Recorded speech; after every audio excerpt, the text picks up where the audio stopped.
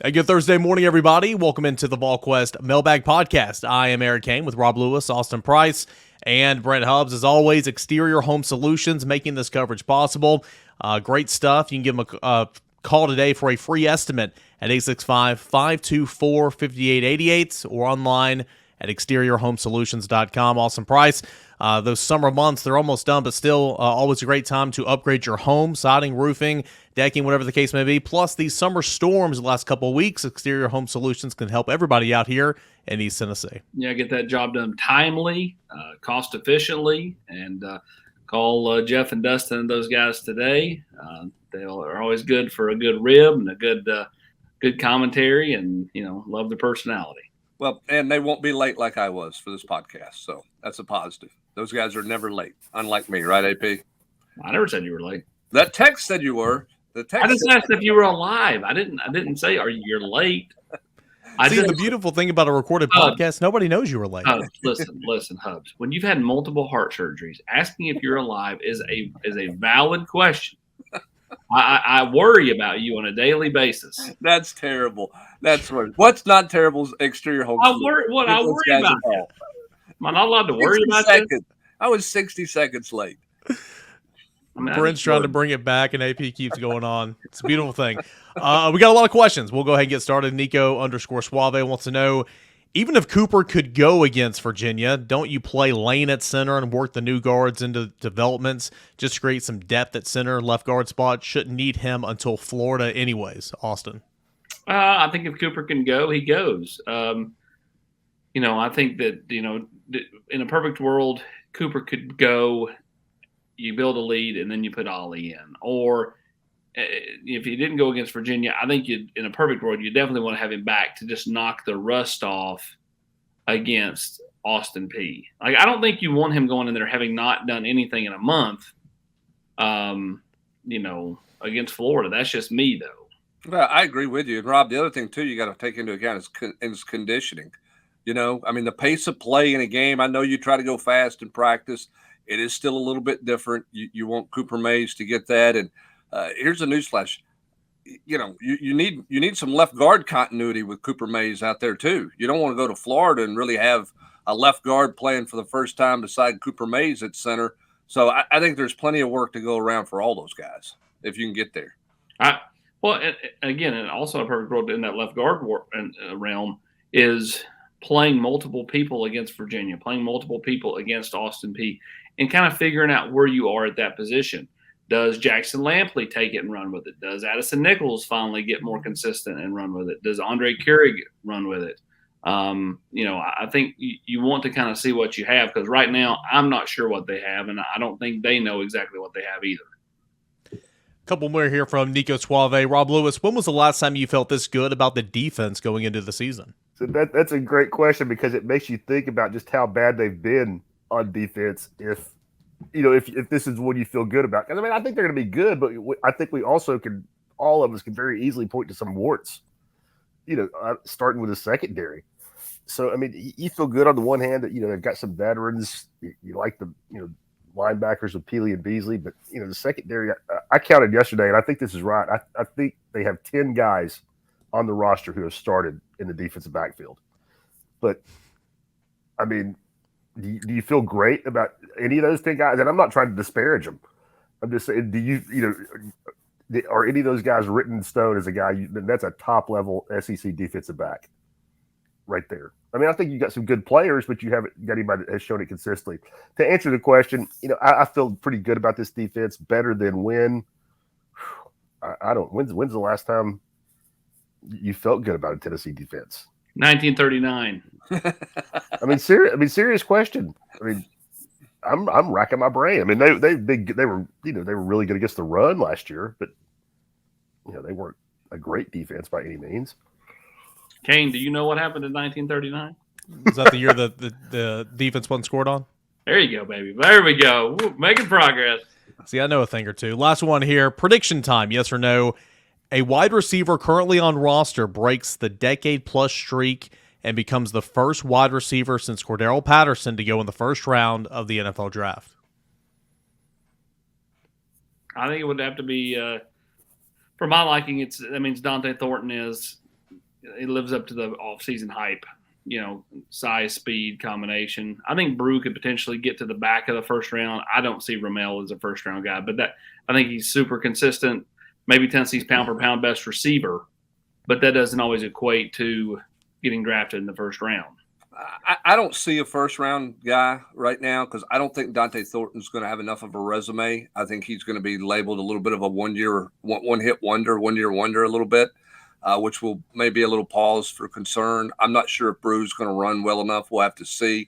I will say this, Rob Lewis, if Jalen Hyatt and Cedric Tillman play well as rookies, that might open up the eyes of some NFL people on what the Tennessee receivers look like come draft time this next spring. Correct? Yeah, I don't think there's any doubt about that. I mean, Coach Heupel's talked about it. They thought just how much did they get knocked for it being a product of the system, and you're exactly right. If they go out there and put up big numbers in year one, that would seem to kind of blow that criticism up. And my answer would be no, just because it has been so long. But if they get one, I think that means Dante Thornton has had a hell of a year. Nashville TN says, here comes a question for UAP. Has Tennessee got their fair share in this 24 cycle? The summer recruiting season is over. How much are we really catching up to the Bamas, the Georgias, and the other college football playoff teams? I think they got their fair share, between the end of June and the 1st of August. Now, since then, they've kind of went a little bit quiet, had some guys come off the board.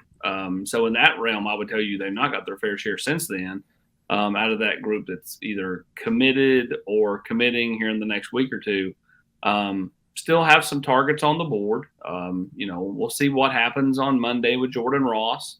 Like I said, if you're just basing it off of those 4 teams, I still kind of like where Tennessee's at. But does somebody come out of left field for Jordan Ross? Does that happen? I mean, again, I don't know. We'll see. And then, Chris Cole going to do something September 10th. As Matt put on the board on Wednesday, he has officially locked in his official visit to Tennessee on that Austin Peay weekend, which means Tennessee's got a real shot. I don't think he would be taking that visit and taking the Southern Cal visit if he was locked in with Georgia. I think Georgia's a major player there. In my opinion, they're Tennessee's biggest competition. But, again, I don't think he's taking those 2 OVs if he has already made up his mind. And then, of course, you've got Cam Michael, who could potentially bump up his OV, and not go in November, but do it sooner. We'll see what happens with Ryan Wingo.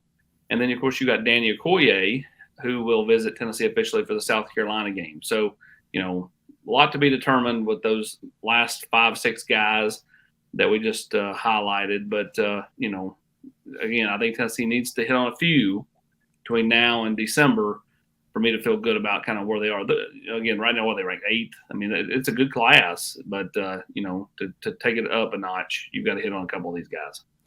Well, on that note, a lot of those players you just mentioned right there, Newman's got a little over-under set at 2.5. Cole, Wingo, Ross, Williams, Michael, Danny O. Williams Winery? No, A. Williams. Oh, Amaris Williams. Amaris, yeah. I don't know. I'm not answering it. I'll just leave it with. It does me no good to answer these anymore. This is a Hubs Florida situation. Listen, I hate it. I don't like it. I don't like the way this is going. It makes my job not as much fun. It makes my interaction with people on the board not as much fun. But it doesn't behoove me to say that. There's a thread on the board talking about can't believe we lost all these guys, and then it's labeled like Jaden Riddale. I mean, you lead for a guy in March or April, that's not the same thing as getting it across the finish line. I mean, there are schools. I mean, how many schools led for Bennett Warren and he picked Tennessee? I mean, you're going to have that. It's ones that you felt like you got it across the finish line with the Kai Bates or somebody like that. Those ones sting. But some of those, I mean, again, Winery, you led way back 3-4 months ago, not in the last few months leading into a decision. Well, and all that's relative because you can lead for 99% of the time, and then it changes on a dime, and it's kind of like I said on the board. I can have it 100% nailed. You have no idea the information that I have on a kid and how it goes down, and then one phone call flips the whole thing, and that makes me 100% wrong. And it is what it is. So, like, I'm trying to dodge the question. It's just too early for me to give a 2.5 over under for those kids. I just, Maris Williams is one. Tennessee continues to work, but I mean, to me, that's something you won't know about till later in the fall. Same thing with Cam Fountain. 2 guys are trying to flip. Yeah, you got to get those guys on campus, and it's different. I mean, that's the reality, and that's not a cop out. You're going to cover it as hard as you can cover it, but the reality is, it can be one way, and while you're talking to somebody, they can get a phone call, and they can click back over and say, "Hey, things have changed. I'll have to talk to you later." And that's crazy to think, but that's the reality of today's world of recruiting that you're dealing with. That makes it super challenging to lay out the roadmap for everybody, because, man, there's so many detours on that thing, depending on a text message or a phone call or something like that can just, change it. And the other thing too is, you look at some things and you say, well, this guy, I mean, they're in it because he's definitely going to visit here and there. Was he visiting somewhere because he's really interested in it, or is he visiting there to keep leverage for NIL things? Yeah. Is that a possibility? And that's certainly a possibility with anybody. And here's your perfect example. Brandon Baker's going to put out the top 5. I expect Tennessee to be in that top 5. He's not been here. Doesn't have any plans to be here. Now, why are they in the top 5? Because Tennessee signed a quarterback last year for a lot of money. And people,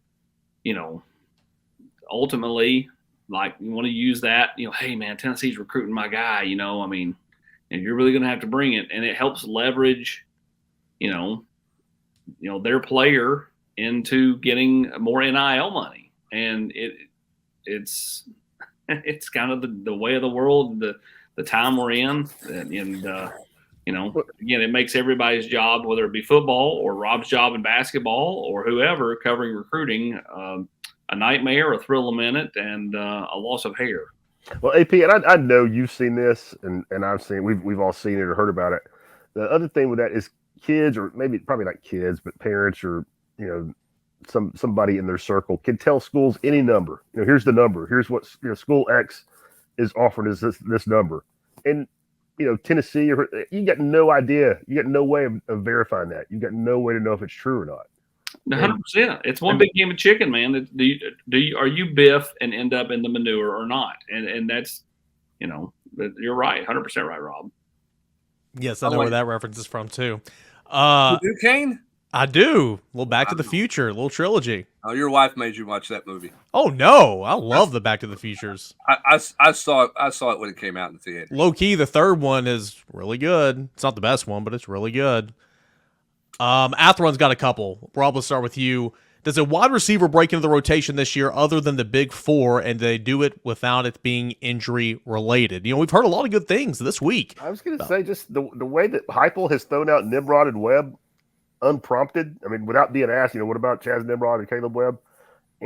I would say put in the rotation is probably strong. I mean, I don't think any of us think they're going to have a 6-man rotation, but the way he keeps mentioning those 2 kids, I have to think that they're going to play. I think that's big too, Brent, because it's always great to have depth and they're developing and all that, but you look at what this room could look like next year, and you got to keep recruiting your guys and keep them here. Caleb Webb and Chaz Nimrod need to be on the roster next year. Yeah, and I think that you're going to see – I don't know that you're going to see in a big game, a big heavy rotation, right? The same way I don't think you're going to see Joe Milton run the same number of times against Virginia as you might see him run against Alabama or Florida, depending on the game. We saw that with Hooker a year ago.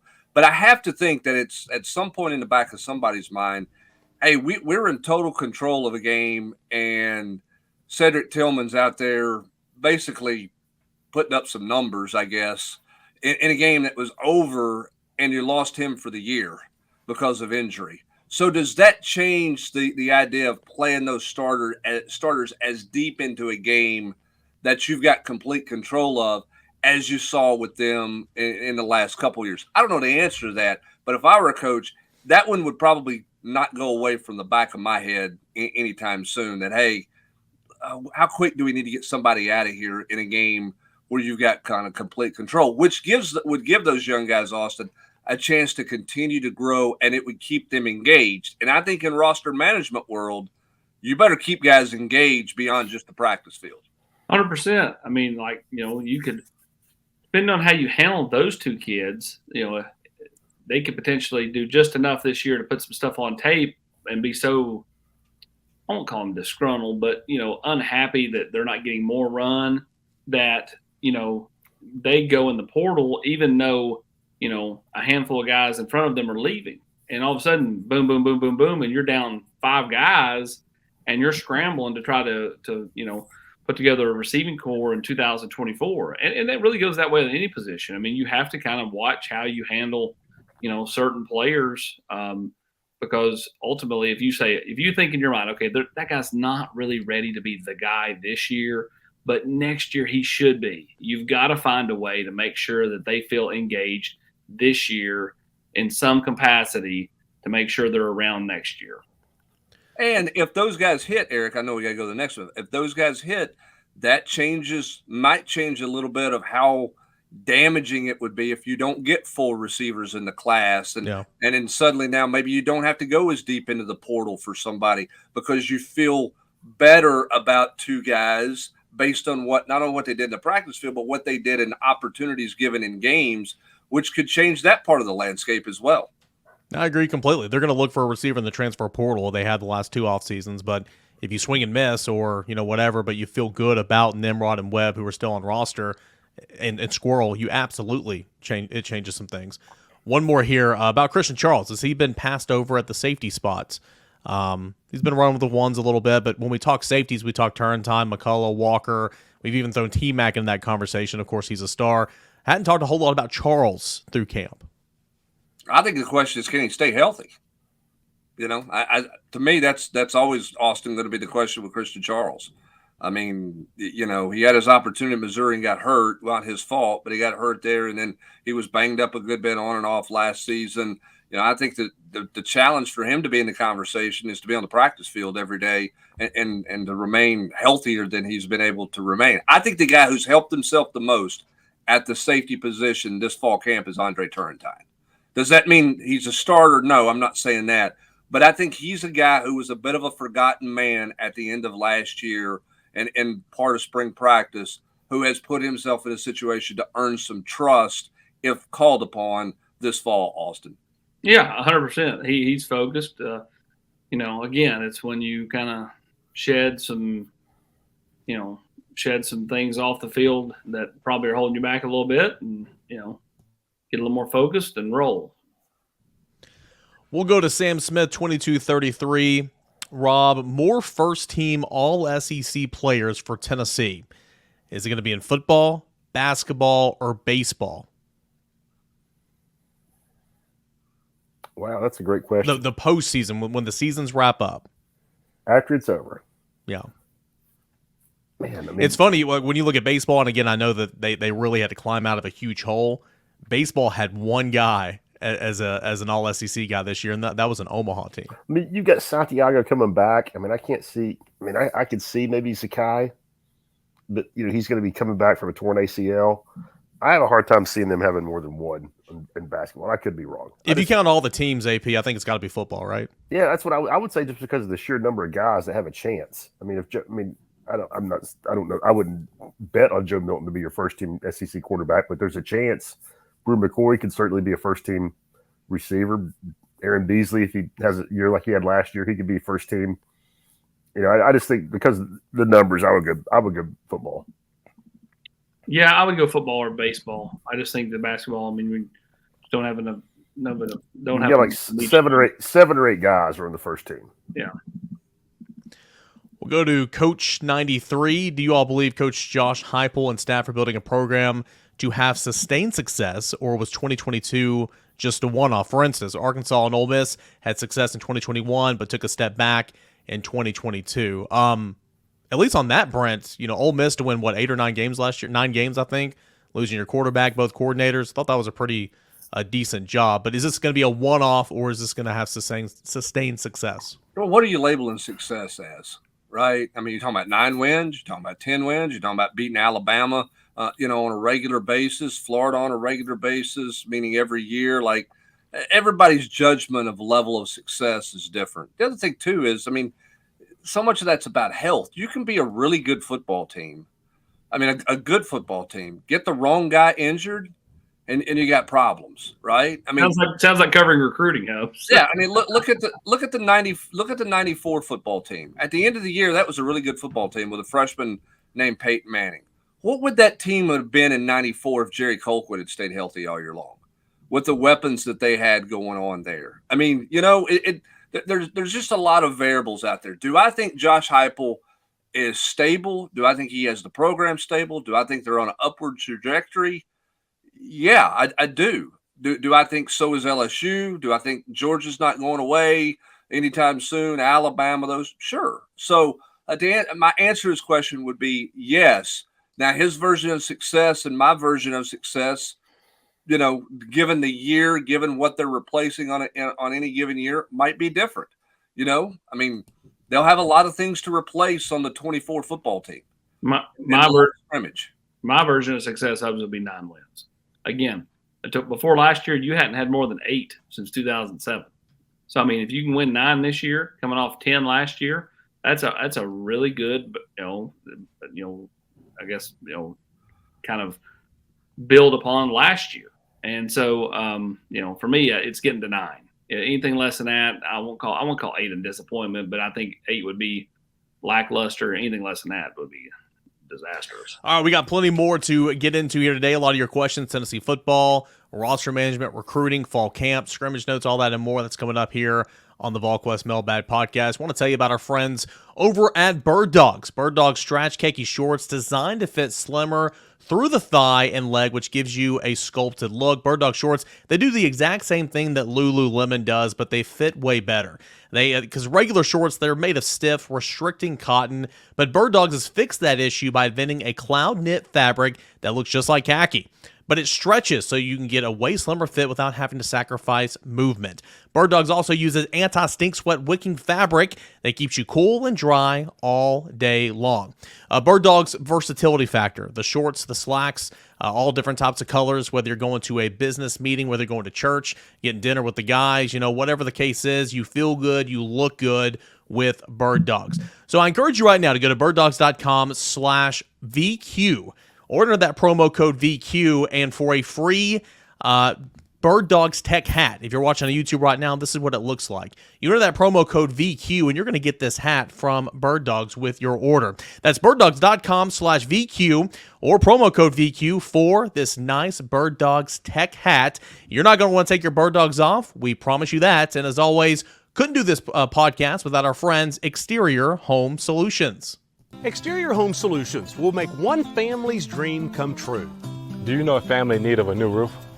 Maybe it's leaking or needs repaired. Whatever the needs may be, Exterior Home Solutions is going to give one lucky family an Exterior Home makeover. To nominate a family that you think is deserving, simply go to the website at exteriorhomesolutions.com/makeover and you can make your nomination there. Exterior Home Solutions wants to give the gift of home to one lucky family. All right, we welcome you back into the Volquest Mailbag Podcast. As always, couldn't do this without Exterior Home Solutions. A big thank you and tip of the cap to those guys. We'll go to I missed Denarius Moore. With the NFL's de-evaluation of the running back being a hot topic in July, do you foresee any ripple effects in recruiting that position moving forward, Austin Bryce? I mean, yeah, there's eventually going to be a trickle down, don't you think, Huber? I mean, there's a trickle down at the NFL level. There's going to be a trickle down at the college level. Now, maybe it's not as drastic, but I think you still see some kind of movement there.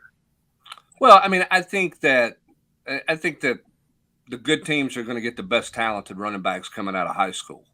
The trickle down is not that the NFL doesn't want great backs. It's just they're not valuing the backs and they're not paying the backs and drafting them as high as they once did. Because they're just not paying that money for them. I don't know that it changes. I don't think Alabama, Rob, is going to take a lesser talented back because they don't feel like the need is there for a back. They're going to go recruit the best back they can get, in the high school ranks. Now, you throw in the NIL value, maybe those guys don't command as much money, which is a possibility. But I still think the most talented guys are going to end up at the best schools. But I think I could view the trickle down from another angle. I think the trickle down could come from a guy like, I don't like Arian Carter being open to move to linebacker from running back when he's a junior in high school, because he's aware of and thinks he's good enough. No, I don't really think that played into Arian's decision that much. But several years ago, I think that played into Quavaris' Crouch, decision. Looking back on it. But then at the same time, we've heard that narrative for years. And then there were two backs taken in the first 15 picks this last year. Robinson from Texas and Gibbs from Alabama. So, I do agree that is the case. They're not valued as highly, but it's still, it's not like, Bijan Robinson didn't just sign a gajillion-dollar contract as the 5th pick of the draft. Let's go now to Jim Dog's Revenge. This is a really, really fun one. You guys are all going to have to kind of think about this one. Well, I smell percentage, AP. It's not percentage, but it's kind of on that line. Other than the number 7, which of course is Joe Milton and Arian Carter, jersey number 7. What jersey number would you choose to have the best season on both sides of the ball and the biggest impact in 2023? So Joe Milton, Arian Carter, number 7. Danico Slaughter, Jalen Wright, number 0. That's probably going to be the leader in the clubhouse, not going to lie to you. Gabe Judy Lawley, Dante Thornton, number 1. Aaron Beasley, Dylan Sampson, number 6. Tyler Barron, Ramel Keaton, number 9. Elijah Simmons, Squirrel White, number 10. Christian Conyer, Cam Seldon. That can't be right. I'm going to mark that off. No, yeah, Christian Conyer, Cam Seldon, number 23. And Jeremiah Crawford and David Hobbs, number 53. It's either 1 or 0, in my opinion. I'm taking 0 because I think both those guys are starters. I think that Jalen Wright is the number 1 tailback on this team, and I think Danico Slaughter is their best corner on this team. So give me the goose egg as the most valuable number on this football team. Yeah, I would say my dark horse is number 6, Dylan Sampson, Aaron Beasley. I think that's a pretty good combo. Yeah. If Joe's healthy, I'm going to roll with 7. You can't take 7 out of the equation. Well, Hubbard. You're talking about a starting quarterback and a potential leading tackler on the defense, right? At number 7. There. Yeah. So, but he said strike them out. So outside of number 7, who you taking, AP? Man, I feel like a game show host reiterating the question. Yeah. I was sitting here trying to think of other numbers when he apparently said that, so I didn't hear him. I apologize. Like 9 would be good, but it's all about how many snaps does Tyler Barron play, Yeah. Well, I'll tell you what. Give me that 9. I'll take 9 just to be different. I mean, Tyler Barron's going to play, and we know Ramel's got a good rapport. So okay, well, I'll take the one that wasn't mentioned. I'll take number 1 with Gabe Judy Lawley and Dante Thornton. That's a really, really good question. Doolittle Vol, where would you set the betting odds if 2023 Tennessee played the 2022 Tennessee football team? I'd like to see this team play first. Yeah, I would too. I'm taking 22 just because I've seen 22 play. The 22 team play when they're 100% healthy. Yeah, ask us this again the 1st of October, and Kane, remember to ask us about the all SEC team thing come next June when we can look back and decide which one was which. Okay. By next June, we'll have that one answered, obviously. Qualval says, who has been the steady Eddie guy on the edge so far through fall camp? Probably Roman Harrison. Yes, he's had a good fall camp. Again, just being an older guy. I mean, a lot of times you write those older guys off, but, they just learn how to work, learn how to do. I mean, is he going to be Byron Young? I don't think so, but can he be a really steady performer for Tennessee? Sure. I thought he had a solid year a year ago. Great, no, but I thought he had a solid year a year ago for Tennessee. Now, for them to do what they want to do defensively, James Pierce can't just flash. He's got to show up consistently, and so does Joshua Joseph. They've got to have help there to get where they want to with a front 4 pass rush. But in terms of the most consistent guy right now, it's Roman Harrison, just because he's the most experienced guy and understands what it takes week in and week out right now. Another one of those scenario questions, Rob. We'll go to you for this one. Z-Vols wants to know, and I think it's kind of easy, though, more 7+ TFL guys on Tennessee's roster or opposing quarterbacks to throw for 300+ yards against Tennessee. Well, I'll go TFLs. Think so. So you think there's going to be more 7? guys with 7 plus? I mean, that's pretty big number. 7 plus DFLs than teams who are going to be playing from behind. You would think throwing the football to try to come back. Look at Jaden Daniels last year. Tennessee, wiped the floor with LSU. He threw for over 300 yards against Tennessee because they were in a hole. Bryce Young, who got him last year? Bryce Young, Anthony Richardson, threw for Jaden Daniels. Jaden Daniels. Maybe that was too much. Right, yeah, Riley. Did Brady Cook get 300? Because they scored 28 points or whatever. No, he ran. He ran for. He had a lot of rushing yards. Yeah, that's a good one. Obviously, you think the secondary is going to be improved. But I've just punched it up right here. So let's see. Last year they had 1, 2, 3. I don't know. Maybe they had 3 guys with seven TFLs, another with 5.5. So I don't know. You're talking maybe 5 or 6 guys at most. That's probably pretty even when you think about it.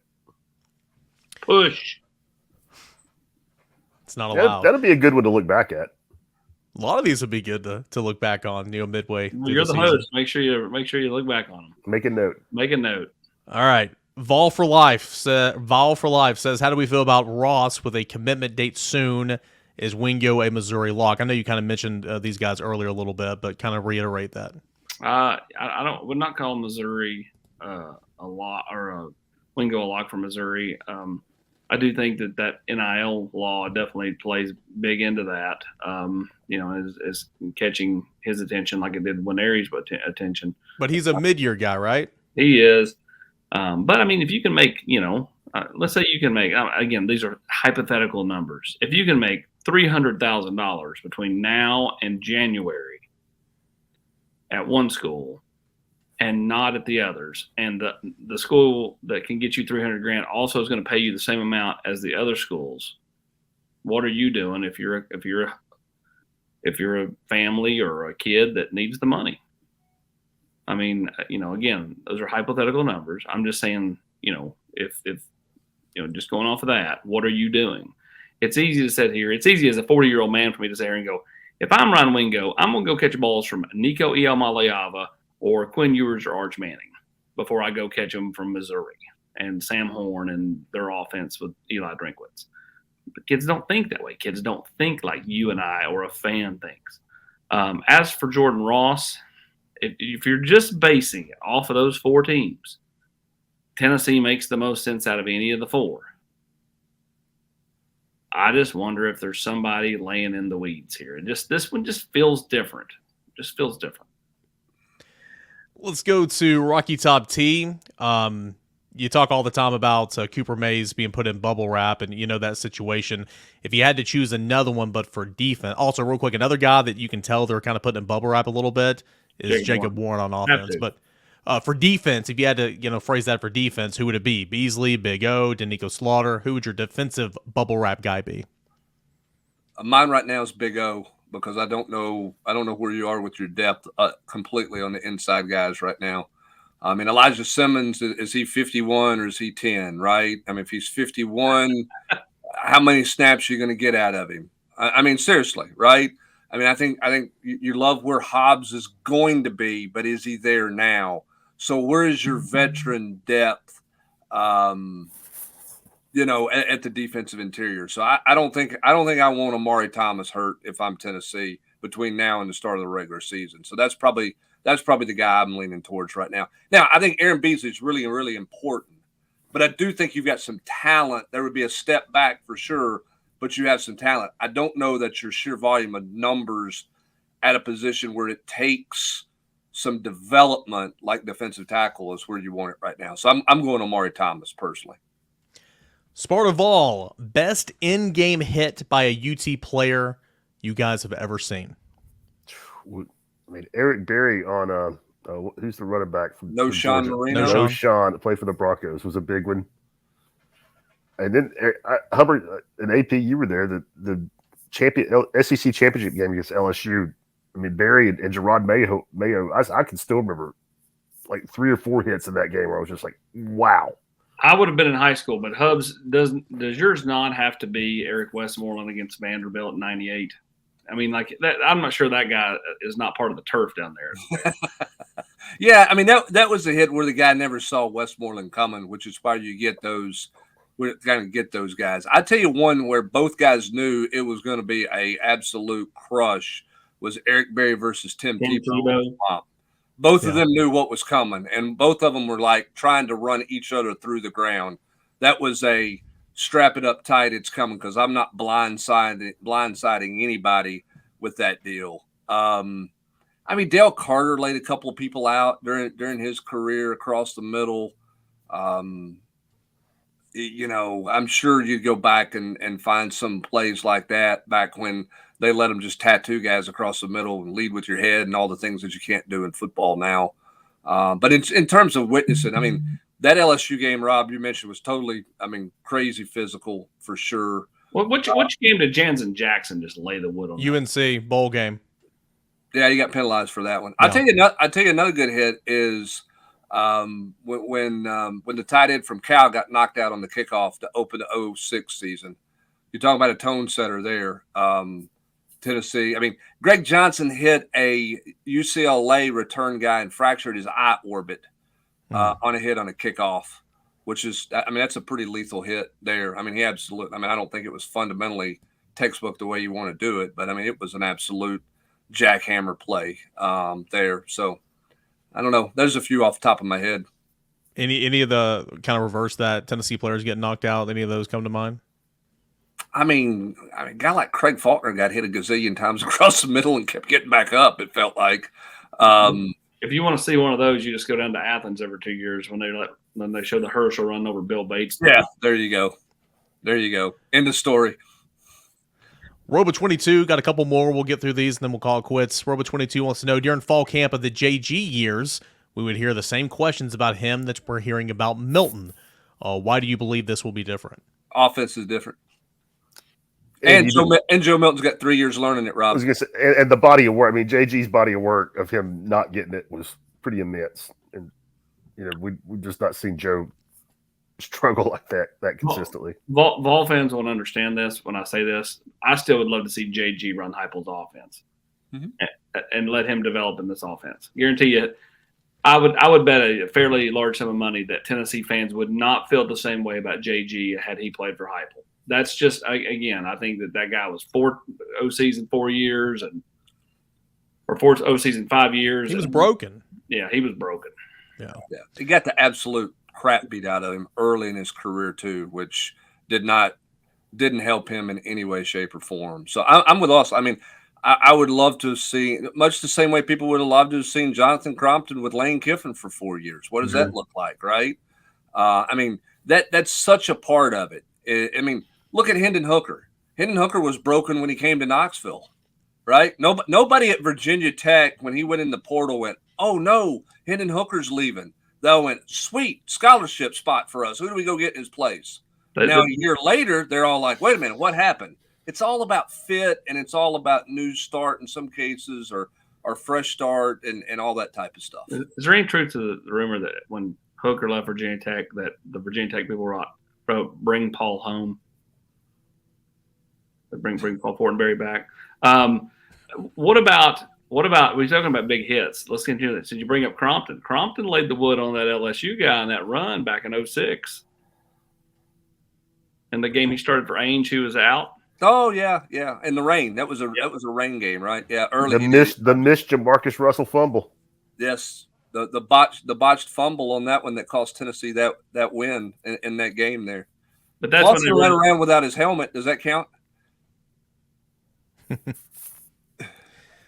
All right, 2 more. Let's go to Product Recall 14. Austin, this is for you. Can you discuss generally 2025 quarterback recruiting situation? Piece together a few things on the board from different threads. Assumption is GMAC is a priority. Do you know where Tennessee stands with GMAC and Deuce? I feel like Tennessee's still in a good spot with Georgia McIntyre. Again, for my money, Georgia McIntyre would be the guy. I think Deuce is a great player. He's definitely right up there with George. But Tennessee's recruiting both really hard, and Tennessee's in play with both. Deuce, you've seen some. Tennessee was there. Notre Dame's felt confident. Now Auburn's feeling good. With George, it's been Tennessee. Alabama feels like they're in a good spot, but you don't see a lot of chatter elsewhere out there. There's LSU's in play. Clemson was in play, but really it's kind of been Tennessee and then Alabama and Tennessee for George. And again, I just think long term, I think Tennessee makes the most sense for George McIntyre. I think Austin and I both were asked this question at SEC Media Day, so I really want to hear Rob and Brent's answer to this. Henderson Vol 15 wants to know what upset is more likely to happen: Georgia at home, Bama on the road. I'm going to take. I don't think Tennessee's going to win either game, but I'm going to take Bama on the road. I mean, that's just where I'm at. I'm going to. But you didn't have to do that, Hubbard. You didn't have to do it that way. You could have just picked which one you thought was most likely. He's about to be late for a shift at the home, the funeral home. Can we get an edit in that then, so that I'm a little more positive? I'm going to take Alabama on the road because Alabama is more unproven at quarterback. And so, and I'm not sure where Alabama is in figuring out the defense of the Josh Heupel system. Because remember this, when Hendon Hooker went down there hurt 2 years ago, and Tennessee was one-sided because they were hurt at tackle, they still moved the football. They were in that now it got away from them, but they were in that football game in the second half. They got away from them late in the fourth quarter. Yeah, I mean, late in the third quarter, heading into the fourth. I mean, they get off the field on a third down. Crazy things happen. They gave up a 60-yard pass completion on 3rd and 15 or whatever. But they effectively have moved the ball 2 years well against Nick Saban's defense. So that's why I would say, even though it's on the road, I think that's why I would take Alabama as the better possibility for me, Rob Lewis. Yeah, I don't really disagree with that. And for me, it would be because of the quarterback situation at Bama. But I'm going to go – I'll go with Georgia, even though I think it's unlikely. But from this standpoint, if Tennessee – say Tennessee does lose at Alabama, but if Tennessee's a one-loss team right there, Georgia comes in undefeated, that's going to be for the huge postseason implications. Neyland Stadium will be absolutely bonkers and berserko. And I don't know how good Georgia's going to be at quarterback. I mean, they seem more settled than Alabama, but, you still got to go out there and prove it. So, and just because it's at home, because I think it could be absolute, orange insanity that day, I'll say Georgia more likely, but I totally get what Hubbard's saying about the Alabama quarterback. Yeah, for the record, I said Alabama on the road, and Austin, you said that as well, didn't you? Yes, I did. I just think that Georgia's at a different level, and Hubbs brings up the best point. What's Alabama look like a quarterback? Yeah, are they settled? I mean, I'm sure they'll be settled in some form or fashion by the time Tennessee rolls to Tuscaloosa. But I think that's a big question mark, and they're banking on a lot of those freshmen playing. And that's. I think anytime you do that, that's, it's going to be scary. Well, and here's the fascinating part about the Georgia matchup for me is what is Josh Heupel and the offense's counter to Georgia's kind of physicality last year on the perimeter against the receivers, the grabbing, the holding, the tugging. Obviously you can go to the officials early in the game and say, hey, they're going to do this, but the officials aren't going to call it every snap. What's Tennessee's counter to that to get a guy a freer release or to get them, instead of just saying, hey, be more physical, what's Tennessee's schematic counter to what Georgia did to them last year? We all talk about how somebody's going to figure out a way to stop Tennessee's offense. What's Tennessee's counter to the Georgia grab pull game that they played last year against Tennessee in Athens, Georgia? I think that's going to be an interesting storyline. I really think. I don't think I'm breaking any news here. I think the counter is just having a nose that can push the center back. Because Tennessee doesn't. Quarterback takes the snap and everything kind of engulfs the quarterback. The quarterback doesn't really drop back. So if you have a defensive tackle that can just shove the center or the guards right into the quarterback's lap, which is what Jalen Carter did a year ago. And I just think that makes things really hard. Motion stacks. That's what Tennessee does already in its offense, but maybe that is a counter. Just stack those outside receivers a lot so you can get a rub, set some picks, motion a lot. I don't know. We'll see. A lot of good questions today on the Volquest Mailbag Podcast. Appreciate you guys for sending those in every single week, every Thursday right here on the show. Appreciate you guys watching us on the Volquest YouTube channel. If you haven't already, please subscribe to Volquest on YouTube, but more importantly, catch everything we're doing right now on the General's Quarters over at Volquest.com. Fall camp, week 3, scrimmage 2 is already in the books. getting closer and closer to kickoff. So the best coverage, the standard for Tennessee football coverage and anything else Tennessee related, recruiting, basketball, baseball, and more, that is Volquest.com. And couldn't do it without our friends, Exterior Home Solutions. If you need a free estimate, if you need some questions, whatever the case may be, give them a call today at 865-524-5888. And you can always visit them online at exteriorhomesolutions.com. For Rob Lewis, Austin Price, Brent Hubbs, I am Eric Kane. Appreciate you guys for being here, and have a great rest of your Thursday, everybody.